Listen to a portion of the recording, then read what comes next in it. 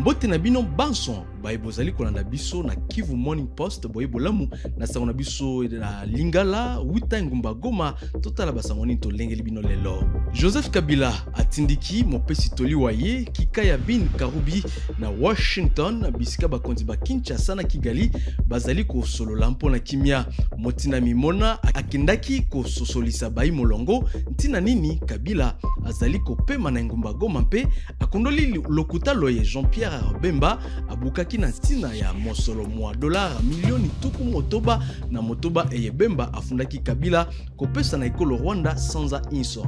Nengumba Goma Ice Kabasha ebeti Ice Dauphin Noir mongete moko na Libungu Tulu na bisano bia ndembo bia kimia bie bakonzi ba F123 babandisaki Ice Kabasha ekobeta na final mukolo mwa lomingo mwa lobi. Mbote lisusu na bino banso kolanda sango ya baninga babiso ba Jeune Afrique. Joseph Kabila tata mokonzi wa kala wa ekolo RDC atindikaki na Washington mopesi toli waye kikaya bin Karubi na likita linene mbulamatari ya Kinshasa na Kigali bazali kosala na tina ya masolo makimia elongona bakonzi ba ekolo Amerika. Karubi akososolisa bakonzi bana tina ya bokomi bwa Kabila na ngumba Goma mpe mposa na ye ya kosukisa matata na ekolo mpe akundoli lokuta loe Jean-Pierre Bemba abukaki na tina ya mosolo mwa dollar milioni ntuku motoba na motoba eye Bemba fundaki Kabila kopesa na ekolo Rwanda sanza inso. Nzokande Moïse Katumbi azali mpe na Washington na tina kotala bisano bia ndembo na mokili tope Coupe du monde de club. Bon, écoutez, ça c'est risible. Je crois que tout Congolais qui connaît la situation de notre pays, qui a un recul historique de la politique congolaise et de l'économie du Congo, comprendra qu'en 2001, par exemple, moi j'étais ministre au gouvernement. Si je vous disais le salaire que j'avais, vous n'allez pas me croire. Nous avions un budget de 300 millions de dollars. Les 300 millions de dollars, on va prendre 66 millions, envoyer à je ne sais qui. C'est impossible. Deuxièmement, M. Jean-Pierre Bemba a été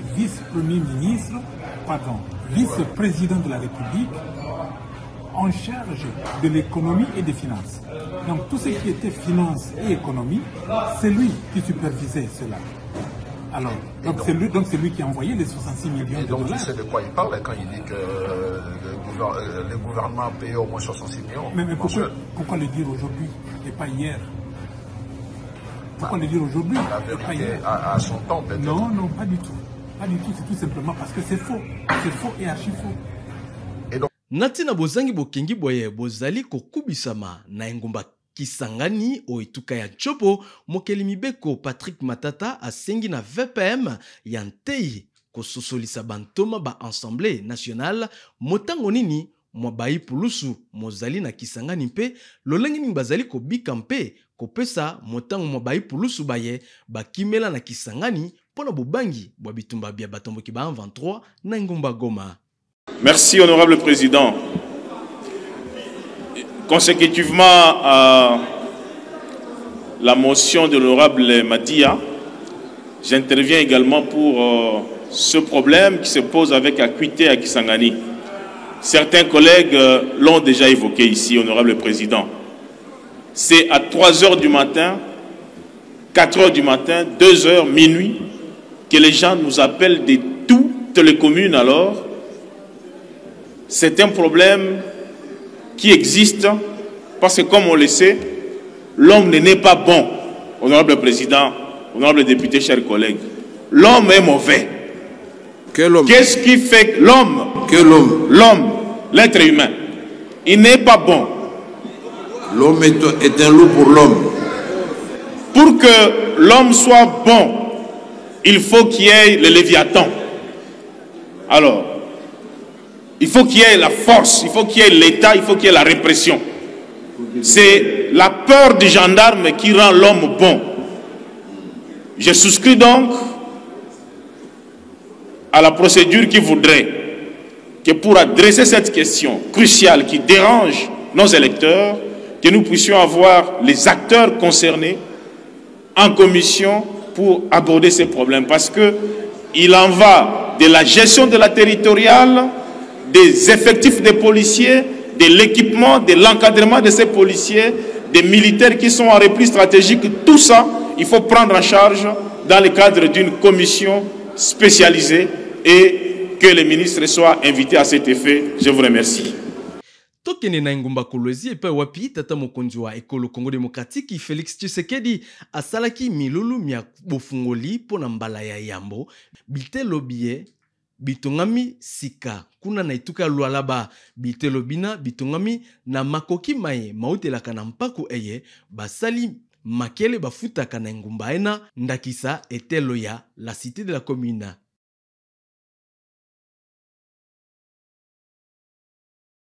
Poursuivant sa tournée dans la province du Lualaba, le président de la République, Félix-Antoine Tshisekedi Tshilombo, a procédé ce jeudi à l'inauguration de 2 infrastructures éducatives majeures dans la commune de Dilala, à Kolwezi. Première infrastructure rendue opérationnelle, le centre de formation dénommé la Cité de la commune. Il s'agit d'un complexe de formation érigé grâce au financement de la redevance minière locale. Ce centre, fruit d'une synergie entre les autorités communales et le gouvernement provincial, regroupe un institut technique de formation professionnelle, ITFP en sigle, et un centre de formation professionnelle, CFP. L'ITFP propose des filières spécialisées dans les secteurs stratégiques pour le pays, tels que la métallurgie, les mines, la géologie et l'agriculture. Les CFP, quant à lui, offrent de formations dans des métiers d'avenir comme la coupe et couture, le modélisme, l'esthétique ou encore l'art culinaire. Avec ses 6 ateliers, 12 salles de classe, 4 salles d'agronomie, 2 internats, un amphithéâtre, une piscine, un stade avec piste d'athlétisme et une salle de cinéma, la cité de la commune peut accueillir jusqu'à 900 apprenants. Ce qui permet de répondre à la fois aux aspirations de la jeunesse et aux besoins réels du marché de l'emploi dans une province minière en pleine mutation. La deuxième infrastructure inaugurée est le nouveau bâtiment de l'Institut supérieur pédagogique de Kolwezi, ISP. Locataire depuis plusieurs années, l'ISP Kolwezi dispose désormais de ses propres infrastructures modernes, bâties sur un site de plus de 3300 mètres carrés. Le campus comprend 16 salles de classe, un dispensaire, un terrain de football, ainsi qu'une station solaire photovoltaïque.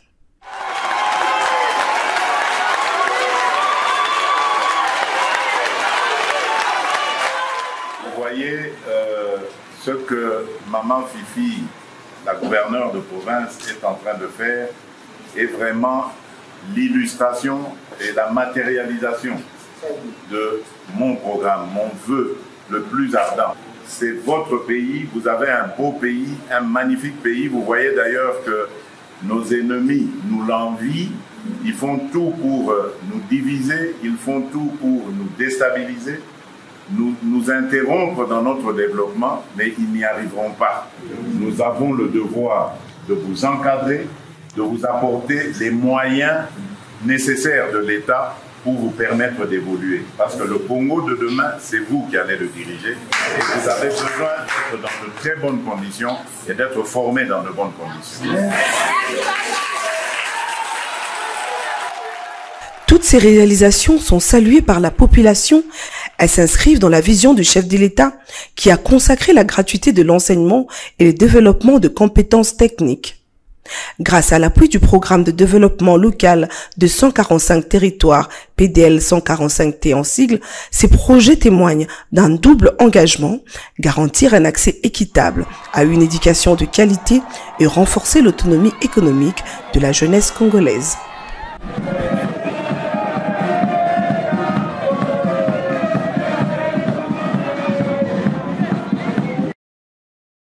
Kaka na Kolwezi Félix Tshisekedi afungoli lisusu ndako ya mosala ya basali baye basalaka na libanda lya mpepo ntope na aéroport. Bakonzi basusu bandenge na ndenge bazalaki na milulu miango mpona kotala bonzenga bwa aérogare ya Kolwezi bisika basali mibembo bakobanda kopema komata na mpepo mpe kokita na mpepo na kimia inso. Capitale mondiale du cobalt et chef-lieu de la province minière du Lualaba, Kolwezi doit être dotée d'infrastructures aéroportuaires modernes, dignes de sa hauteur, des infrastructures répondant aux normes de l'Organisation de l'aviation civile internationale. C'est désormais une réalité avec l'inauguration ce mercredi 11 juin 2025 de l'aérogare de l'aéroport international de Kolwezi par le président de la République Félix Antoine Tshisekedi Tshilombo en visite de travail et d'itinérance au Lualaba. Le chef de l'État est arrivé en compagnie de la distinguée première dame Denise Nyakeru Tshisekedi sur le site de la cérémonie où l'on a noté la présence à la tribune d'honneur de la première ministre Judith Suminwa, des vice-premiers ministres, ministres d'État, ministres et autres invités à la cérémonie inaugurale. Dans son mot de circonstance, Madame la gouverneure du Lualaba, Fifi Masuka Saini, a circonscrit la cérémonie de séjour consistant en l'inauguration de l'aérogare de l'aéroport de Kolwezi, de la caserne anti-incendie et de l'échangeur de Kolwezi. Des ouvrages réalisés sous fonds propres du gouvernement provincial du Lualaba et s'inscrivant dans la vision du développement du pays impulsé par le président de la République. À cette occasion de l'inauguration de l'échangeur routier, le nouveau bâtiment de l'aérogare et la caserne anti-incendie de l'aéroport, ces infrastructures construites dans un contexte d'agression de notre territoire national, je voudrais en saluer les héros pour sa bravoure. Je cite le premier citoyen congolais, son Excellence Félix Antoine Tshisekedi Tshilombo, président de la République et chef de l'État, qui ne ménage pas d'efforts pour reconstruire le pays et mettre fin à l'occupation rwandaise. Les responsables des entreprises qui ont concouru à la construction de ces ouvrages et les directeurs généraux de la RVA ont tour à tour abondé dans le même sens, appréciant à sa juste valeur la présence du chef de l'État à cette cérémonie, témoignant de l'importance qu'il accorde à ces projets pour le pays et pour la capitale minière. Le vice-premier ministre, ministre des Transports, Jean-Pierre Bemba, a relevé toute l'importance de l'aérogare de Kolwezi visant à soutenir le développement en facilitant les transports des passagers et des marchandises liées à l'industrie minière. Les allocutions des circonstances terminées, le président de la République a inauguré l'aérogare de Kolwezi, une imposante infrastructure d'une capacité de 1000 mètres carrés. Le bâtiment principal comprend 2 ailes réservées respectivement aux vols domestiques et aux vols internationaux, 2 salons VIP, 3 escalators et des passerelles électroniques. Au prolongement de la route principale de l'aérogare de Kolwezi se trouve l'échangeur routier moderne au croisement avec la route nationale. L'ouvrage comprend une chaussée asphaltée de plus de 2 km avec des séparateurs routiers en béton, 2 ponts de 58 mètres de portée et une capacité portante de 40 tonnes. L'échangeur de Kolwezi a été aussi inauguré par le président de la République.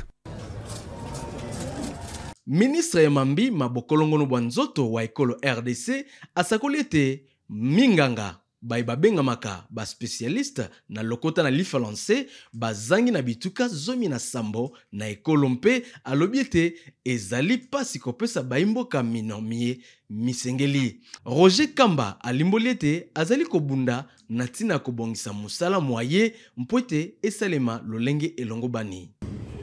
Mais voilà la situation de notre pays. 17 provinces n'ont pas un seul médecin spécialiste. En ce moment-là, comment est-ce qu'on peut valablement dire qu'on offre des soins de qualité? Dans notre pays, la mortalité de la mère et de l'enfant est très élevée. Elle est comparable à celle du Nigeria.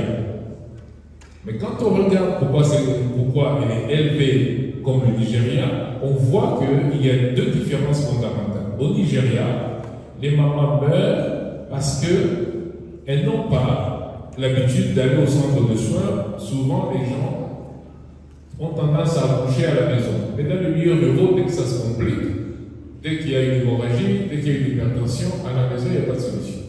Donc, c'est la cause principale de la mortalité élevée au Nigeria. Quand on regarde chez nous, les gens se déplacent souvent vers le centre de santé. Mais ils y meurent. Ça veut dire que c'est la qualité de l'offre qu'on trouve qui pose problème. Donc notre stratégie au niveau du ministère de la Santé, c'est d'améliorer cette qualité de l'offre de soins. Donc nous devons pouvoir jumeler la formation et l'employabilité. Il ne faut pas qu'on forme un médecin que nous ne pouvons pas utiliser. Il ne faut pas qu'une faculté de médecine fabrique des médecins que nous n'avons pas demandé. Parce que si nous fabriquons des médecins généralistes, à un moment, on va se retrouver dans une situation où l'offre de soins reste au niveau de la qualité des médecins généralistes. Il y a des... Na Équateur, boatu misatu ezalaki komema bato na montangu ya nkama mibale na ntoko mitano ezindaki na laki tumba mokolo mwa musala misatu moleki nsima na zanga katikati ya Bikoro, Ikoki, Bukinda na esika bengamaka Elema. Batu tuku misatu na mibale babungisaki bomoi bango. Batu basusu koleka zomi babimisamaki na mai kasi ebele bazali komona na tekino sika. Nzoto mingi ya bawei ezali kobimisama na mai mpe ezali komemama na Bikoro. Tola na moko na bakeli mibeko babisika bina atatolaki na tina likambolina. Honorable Président, je me fais le devoir de porter à votre haute attention un drame survenu le 11 juin 2025 à 14 h, dans ma circonscription électorale, le territoire de Bikoro, province de l'Équateur, où 3 pirogues motorisées ont fait naufrage sur lac Tomba. Entre la cité de Bikoro et le village de Ikoki Bonginda. Plus précisément, dans la zone insulaire de Elema.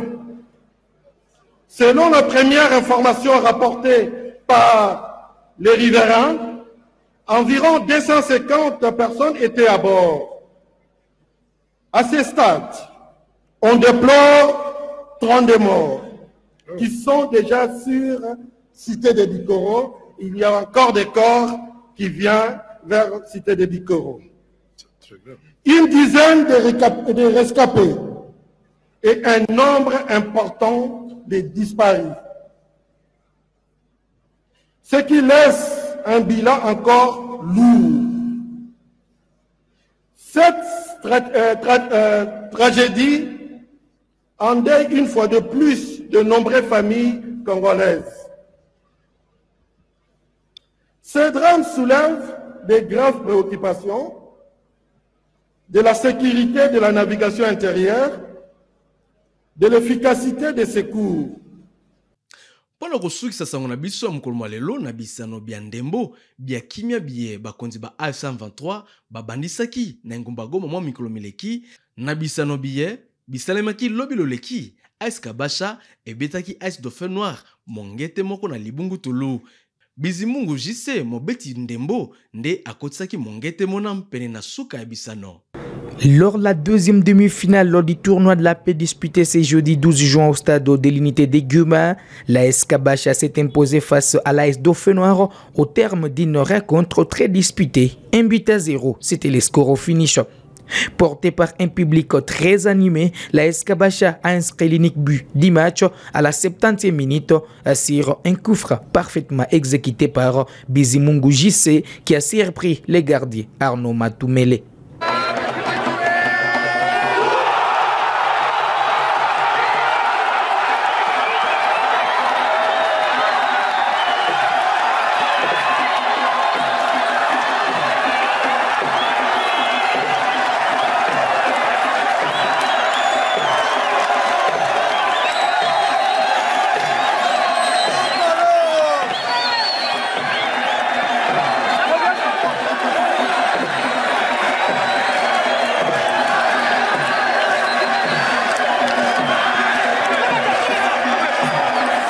Sur ce genre d'exercice, c'est habituellement les jeunes au milieu de terrain Alexis Chouma qui se distinguent. Les joueurs de FC Gueule, prêtés à l'AS Kabasha, lancés en cours de jeu, est revenu sur les choix de l'entraîneur et la communication avec son coéquipier lors de l'action décisive qui a sauvé toute une équipe. Ouais, je suis content du classement, ça fait partie aussi du jeu. On n'est pas toujours présent dans l'heure de jeu tous les jours, mais on est toujours là. On était dans l'ensemble, j'étais là. On a eu à dialoguer un peu sur le coup franc, sur la balle arrêtée qu'on a eu. On a eu à partager un peu, on s'est mis d'accord qu'il allait tirer. Je me suis dit, il a sa chance, qu'il essaie un peu de tenter sa chance. Je leur demandais juste d'être là pour nous parce qu'on a fait de notre mieux pour arriver à ce stade. De leur demander encore une fois de continuer à nous soutenir parce qu'on espère un bon résultat aussi le dimanche. Malgré l'entrée du jeune attaquant Alisson Mumbere, l'AS Dauphin Noir n'a pas réussi à marquer les buts égalisateurs. Grâce à cette victoire, l'AS Kabacha rejoint Gomasport en finale. Ces derniers s'étaient qualifiés la veille en éliminant les Daring Club Virunga à l'issue de la séance de tir au but lors de la première demi-finale disputée le mercredi 11 juin. À l'issue de la rencontre, la communion entre les joueurs de l'AS Kabacha et leur public a été particulièrement marquante.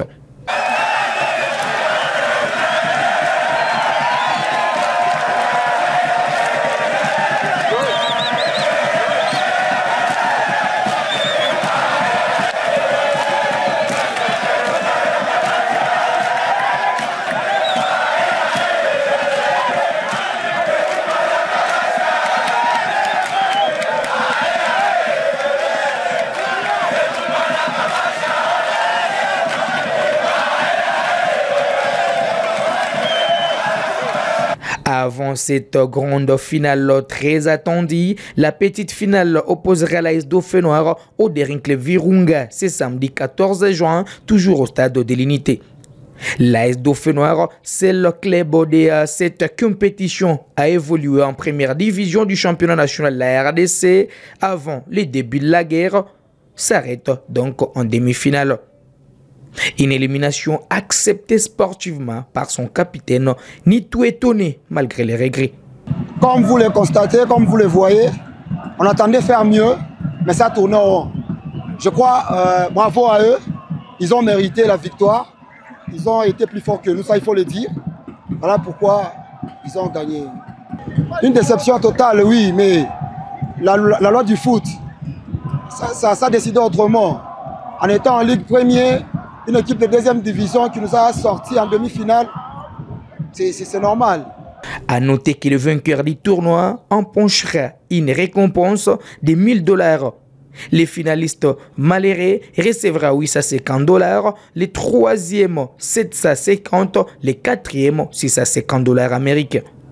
Quant aux trois clubs éliminés au premier tour, à Gueule FC, les FC Mwangaza et les Daring Club Espoir, ils répartiront chacun avec une prime de $500 américains. Tala suka basa na biso mukulu mwalelo batata pe bamama matono mingi na bino baso baibolandaki biso totombeli bino suka elamu ya poso etosilisi tokutana lisusu poso ezali koya botikala malamu o mabota mabino banso.